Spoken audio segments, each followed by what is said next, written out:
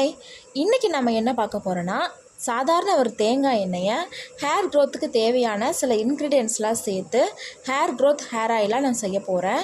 அது எப்படி செய்யலான்னு பார்க்கலாம்.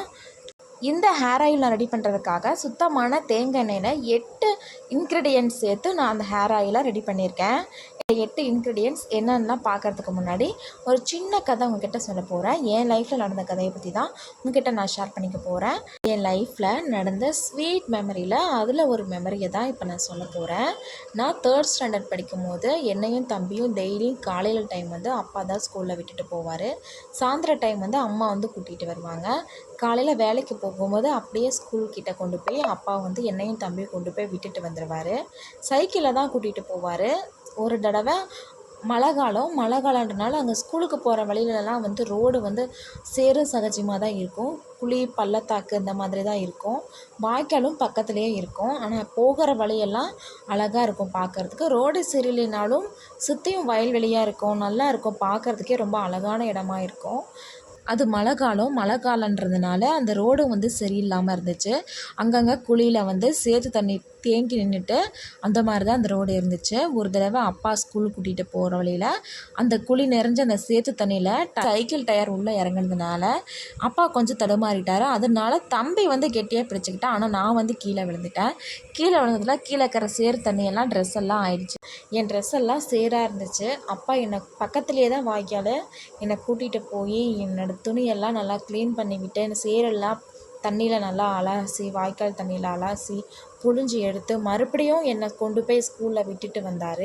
எனக்கு அது ஒரு சின்ன விஷயந்தான். சேத்துல விழுந்து அதை க்ளீன் பண்ணி கொண்டு போய் விட்டுட்டு வந்தார்.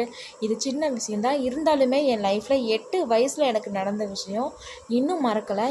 என் நினைவுகள்லாம் அப்படியே இருக்குது. உங்கள் லைஃப்லேயும் சின்ன பிள்ளைங்களாக இருக்கும் போது நடந்த ஒரு சில விஷயங்கள்லாம் இன்னுமே ஞாபகம் இருந்துச்சுன்னா கமெண்ட்டில் சொல்லுங்கள். இப்போ நம்ம ஹேர் ஆயில் ரெடி பண்ணுறதுக்கான இன்க்ரீடியன்ட்ஸ்லாம் என்னென்னலாம் யூஸ் பண்ணலான்னு சொல்லி பார்க்கலாம். ஃபஸ்ட்டு நான் ஆலோவேரா எடுத்துக்கிறேன். ஆலோவேரா வந்து ரொம்ப சாஃப்டாக இருக்கும். இது ஹேருக்கு மட்டும் இல்லை, ஸ்கின்னுக்கும் யூஸ் பண்ணலாம். ஆலோவேராவை ஹேருக்கு மட்டும் இல்லை, ஸ்கின்னுக்கும் யூஸ் பண்ணலாம்.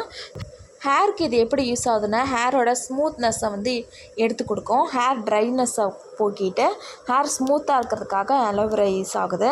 ஸ்கின்னுக்கு வந்து ஆலோவேரா எதுக்கு யூஸ் ஆகுதுன்னா, ஸ்கின்னில் இருக்க பிம்பிள்ஸ் போகிறதுக்காகவும் ஸ்கின் வந்து நல்லா சாஃப்டாக இருக்கிறதுக்காகவும் இந்த ஆலோவேரா யூஸ் ஆகுது. ஆலோவேரா ஹேர் அண்ட் ஸ்கின்னுக்கு மட்டும் இல்லை, பெண்களுக்கு இது வந்து நல்ல ஒரு சிறந்த மருந்தாகவும் யூஸ் ஆகுது. இந்த ஆலோவேராவில் இருக்க தோலெல்லாம் சீவி உள்ளே இருக்க அந்த ஜெல் மட்டும் ஒரு 5 to 6 டைம் நல்லா வாஷ் பண்ணிவிட்டு அதில் சுகர் ஆட் பண்ணி சாப்பிட்டா பெண்களுக்கு வந்து ரொம்ப நல்லது. இப்போது நான் இந்த ஹேர் ஆயிலை ரெடி பண்ணுறதுக்காக ஆலோவேரா எடுத்துக்கிறேன். அதில் இருக்கிற தோல்லாம் சீவி அந்த க்ரீன் கலர் இருக்கிறதெல்லாம் நல்லா சீவி எடுத்துகிட்டு உள்ளே இருக்க ஜெல்லை மட்டும் நான் எடுத்துக்கிறேன்.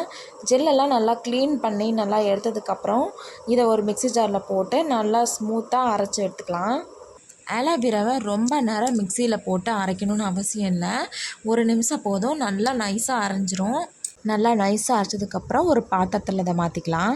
அடுத்து இந்த ஹேர் ஆயில் ரெடி பண்ணுறதுக்கு அடுத்த இன்க்ரீடியன்ட் என்னென்னா கருவேப்பிலையை நான் வெயிலில் நல்லா காய வச்சு எடுத்துக்கிட்டேன். இது கூடவே மருதாணியும் கொஞ்சம் காய வச்சு எடுத்துக்கிட்டேன். கருவேப்பிலையும் மருதாணியும் நல்லா காஞ்சதுக்கப்புறம் ஒரு மிக்ஸி ஜாரில் போட்டு நான் அரைச்சி எடுத்துக்கிறேன். மருதாணியை அதிகம் சேர்த்துக்கணுன்னு அவசியம் இல்லை. கருவேப்பிலை 2 கைப்பிடி எடுத்துக்கிட்டிங்கன்னா மருதாணி சும்மா ஒரு 1/4 கைப்பிடி அளவு எடுத்துக்கிட்டால் போதும். இது நல்லா ஒரு பவுட்ரு பதத்துக்கு வந்ததுக்கப்புறம் நான் இது ஒரு பாத்திரத்தில் மாற்றிக்கிறேன். அடுத்து நம்ம இதில் சேர்த்துக்க வேண்டிய இன்க்ரீடியன்ட்ஸ் வந்து கரிசலாங்கண்ணி கீரை வந்து நார்மலாக வந்து ரோட்லலாம் நிறைய இடத்துல நீங்கள் பார்த்துருப்பீங்க. இது வந்து ரொம்ப உடம்புக்கும் நல்லது, ஹேருக்கும் ரொம்ப நல்லது. இந்த கரிசலாங்கண்ணி தான் எடுத்து வெயிலில் காய வச்சுருக்கேன். இப்போது இதை வந்து மிக்ஸி ஜாரில் போட்டு நல்லா நைஸாக பவுட்ரு மாதிரி நல்லா அரைச்சி எடுத்துக்கிறேன். இது பவுட்ரு பதத்துக்கு நல்லா அரைஞ்சதும் இது தனியாக ஒரு பாத்திரத்தில் நான் எடுத்து வச்சுக்கிறேன். கரிசலாங்கண்ணி ரொம்ப தூள் பண்ண முடியனாலும் பரவாயில்ல, ஓரளவுக்கு பவுட்ரானா கூட போதும். அடுத்து நம்ம சேர்த்துக்க வேண்டிய இன்க்ரீடியன்ட்ஸ் என்னென்னா, செம்பருத்தி இலை மிக்ஸி ஜாரில் இதை போட்டு அது கூடவே ஒரு 5-6 சின்ன வெங்காயத்தையும் சேர்த்துக்கலாம். சின்ன வெங்காயத்தில் ஹேருக்கு தேவையான நிறைய சத்து இருக்குது. இப்போ இது 3ஐயும் சேர்த்து நல்லா அரைச்சி எடுத்துக்கலாம். அரைச்சதும் இது ஒரு பாத்திரத்தில் போட்டுக்கலாம். இப்போது செம்பருத்தி இலை, சின்ன வெங்காயம், மஞ்சள் இது 3ஐயும் சேர்த்து நல்லா அரைச்சதுக்கப்புறம் இதில் வந்து ரொம்ப நைஸாக அரைக்கணும்னு தேவையில்லை.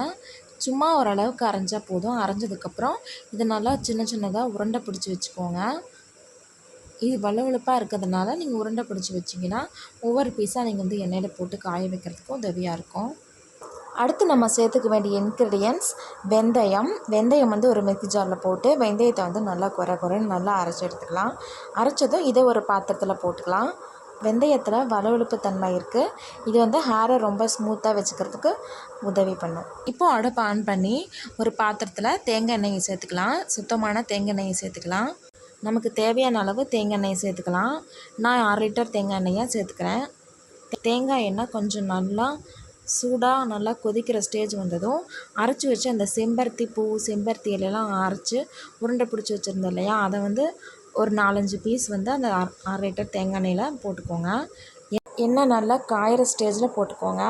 இப்போ இதுக்கு மேலே நம்ம என்ன போட போகிறோன்னா, நம்ம பொடி பண்ணி வச்சுருக்கிற கரிசலாங்கண்ணி பவுடரு, கருவேப்பிலை, மருதாணி பவுடரு, அப்புறம் வெந்தயம், அரைச்சி வச்ச அலோவேரா ஜெல், இது எல்லாமே வந்து கொஞ்சம் கொஞ்சமாக 1/2 லிட்டர் தேங்காய் எண்ணெய்க்கு தேவையான மாதிரி கொஞ்சம் கொஞ்சமாக நம்ம வந்து இந்த காஞ்சிட்ருக்க தேங்காய் எண்ணெயில் வந்து நம்ம போட்டுக்கலாம். இது நல்லா வந்து கிளறி விட்டுக்கலாம். இப்போ இது நல்லா கொதிக்க ஆரம்பிக்கும். கொதிக்க கலர் வந்து சேஞ்ச் ஆகும். இது கலர் மாறது வந்து நம்மளால் பார்க்க முடியும். நல்லா கிளறி விட்டுகிட்டே இருக்கலாம்.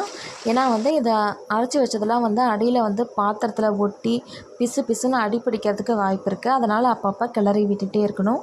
அடி பிடிக்காமல் பார்த்துக்கணும். இப்போ இது நல்லா சலசலப்பு தன்மையோட நல்ல நுர பொங்குற அளவுக்கு நல்லா கொதிக்க ஆரம்பிக்கும்.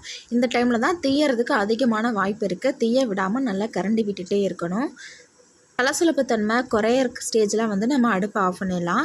இப்போ இந்த ஆயில் ரெடி ஆகிடுச்சு. இப்போ இதை வந்து நல்லா வடிகட்டி எடுத்துக்கலாம். இந்த தூள்லாம் வந்து தனியாக இருக்கிற மாதிரி எண்ணெய் மட்டும் வந்து வடிஞ்சிருக்கிற மாதிரி வடிகட்டி ஒரு பாத்திரத்தில் ஊற்றி வச்சுக்கலாம். இப்போ இந்த ஹெர்பல் ஆயில் ரெடி ஆகிடுச்சு. இப்போ பாருங்கள், நல்லா டார்க்காக திக்காக நல்லா வந்திருக்கு. இந்த ஹெர்பல் ஆயில் சூடானதும் நான் வந்து ஒரு கண்ணாடி பாத்திரத்தில் மாற்றிக்கிறேன். காசு கொடுத்து ஹெர்பல் ஆயில் வாங்குறதுக்கு நான் இந்த மாதிரி வீட்லேயே வந்து சுத்தமான தேங்காய் எண்ணெயில் கிடைக்கிற இன்க்ரீடியன்ஸ் வச்சு நான் வந்து ஹெர்பல் ஆயில் ரெடி பண்ணியிருக்கேன். சுத்தமான தேங்காய் எண்ணெயில் 8 இன்க்ரீடியன்ஸ் வச்சு நான் அந்த ஹெர்பல் ஆயில் ரெடி பண்ணியாச்சு. இந்த வீடியோ உங்களுக்கு பிடிச்சிருந்துச்சுன்னா லைக் பண்ணுங்கள். அப்படியே என்னோட யூடியூப் சேனலை சப்ஸ்கிரைப் பண்ணுங்கள். தேங்க்யூ ஃபார் வாட்சிங். பாய்.